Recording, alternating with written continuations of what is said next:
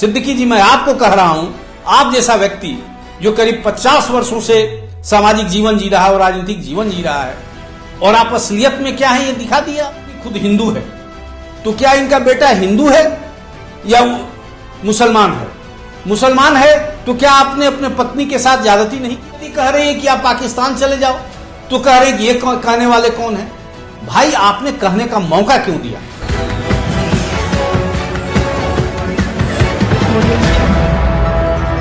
नमस्कार, मैं सुनील पांडे पटना से आज एक महत्वपूर्ण मुद्दे पर आपके साथ चर्चा के लिए मैं हाजिर हूं। पिछले 2-3 दिनों से एक ऐसा मुद्दा गर्म हो रहा है और आने वाले दिनों में इस पर चर्चा विशेष तौर पर और होगी, ये मेरा मानना है। भारतीय जनता पार्टी इस मुद्दे को लेकर काफी आक्रामक हो चुकी है और यह मुद्दा जुड़ा हुआ है आरजेडी के एक कद्दावर नेता अब्दुल बारी सिद्दीकी की। सिद्दीकी अभी राष्ट्रीय महासचिव हैं आरजेडी के, और पिछले दिनों यह चर्चा थी कि प्रदेश का कमान शायद सिद्दीकी को दिया जा सके, लेकिन ऐसा नहीं हो सका। खैर, यह मुद्दा ऐसा है जो सीधे सिद्दीकी जी से जुड़ा हुआ है, और सिद्दीकी जी ने अपने एक भाषण में एक उर्दू दैनिक के कार्यक्रम के दौरान उन्होंने कहा कि भारत की स्थिति, देश की स्थिति बहुत ही भयावह हो चुकी है, रहने लायक नहीं है। इसलिए अपने विदेश में पढ़े दोनों बच्चों, बेटे और बेटियों को सलाह दिया है उन्होंने कि जरूरत के अनुसार यदि नौकरी की जरूरत पड़े या फिर नागरिकता लेने की जरूरत पड़े तो भारत की नागरिकता छोड़कर तुम विदेश में ही बस जाओ, क्योंकि भारत की स्थिति ठीक नहीं है। मैं चाहता हूं कि पहले आप उस वीडियो को सुने, उस उनकी बयान को सुने जो उन्होंने उस एक दैनिक उर्दू अखबार के किसी कार्यक्रम के दौरान उन्होंने कहा था। मैं एक अंतिम में आखिरी में एक शेयर करके अपनी बात खत्म कर देता हूं। मेरा एक बेटा है और एक बेटी है। बेटा अभी हार्वर्ड में पढ़ रहा है, बेटी लंदन स्कूल ऑफ इकोनॉमिक्स से पास आउट कर चुकी। तो जो देश का माहौल है, अब आप कहिएगा भाई आप तो खुद हो यहां, तो हमने कहा अपने बेटा बेटी को कि नौकरी कर लो उधर ही, अगर सिटीजनशिप भी मिले तो ले लेना। अब इंडिया में माहौल नहीं रह गया, तुम लोग झेल पाओगे या नहीं झेल पाओगे, ये बात हो सकता है।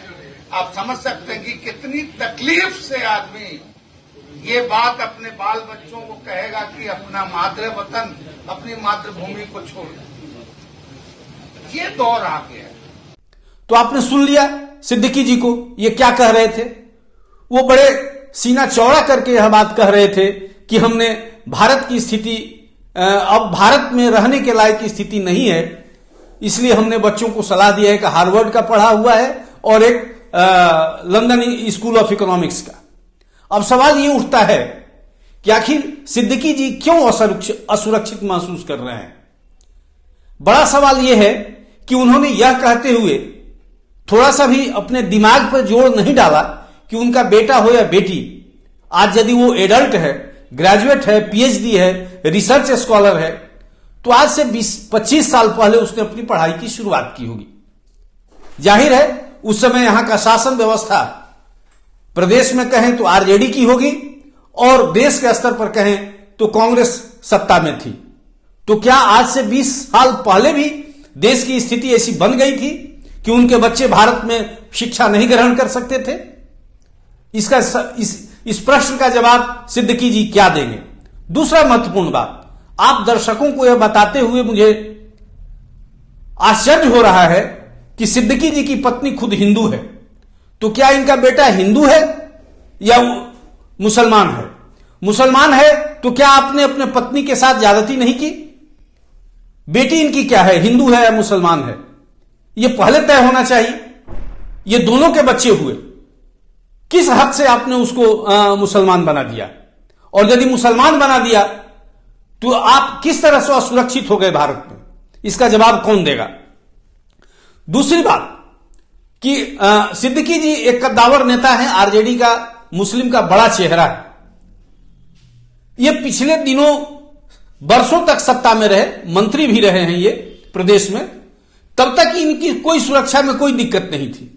लेकिन देश में शासन व्यवस्था क्या बदला, इनकी आवाज बदल गई। अब क्या है कि लगातार सिद्दीकी जी सफाई दे रहे हैं कि मेरा भाव ये नहीं था।